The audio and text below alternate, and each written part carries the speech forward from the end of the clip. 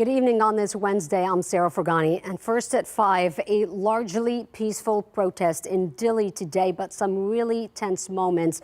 Hundreds marching in solidarity with the migrants who are detained in the city's federal detention center. The ICE facility has hit the national spotlight recently after a 5-year-old boy and his father were detained by law enforcement in Minnesota. And now they're at the ICE center in Dilley. KENS 5 reporter Zach Briggs has more on the march and the surprise deployment of pepper spray by law enforcement. Largely a peaceful protest outside the ICE detention facility here in Dilley. But at one point, law enforcement deployed pepper gas, impacting not just protesters, but media as well. These are the moments when protesters clashed with law enforcement. One witness tells me police were trying to disperse the crowds and move them back. Pepper spray eventually was deployed.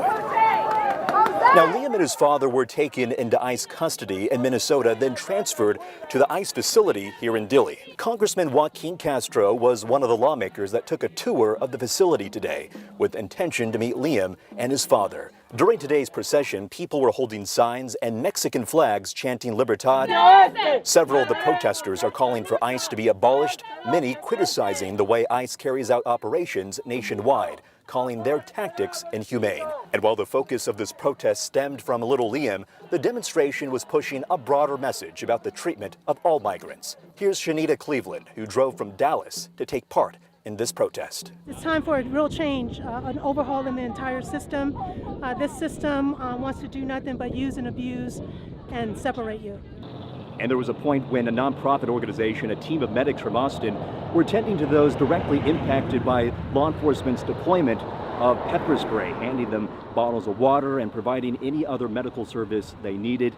But at this time, the majority of the protesters have since left. In Dilley, I'm Zach Briggs, KENS 5. And back here in San Antonio, this is a live picture right now of a press conference led by Congressman Joaquin Castro in front of San Antonio City Hall. And as Zach just mentioned, Congressman Castro was one of the lawmakers who toured the facility in Dilley earlier today. This press conference started just about 15 minutes ago. Also there, Representatives Greg Casar and Jasmine Crockett.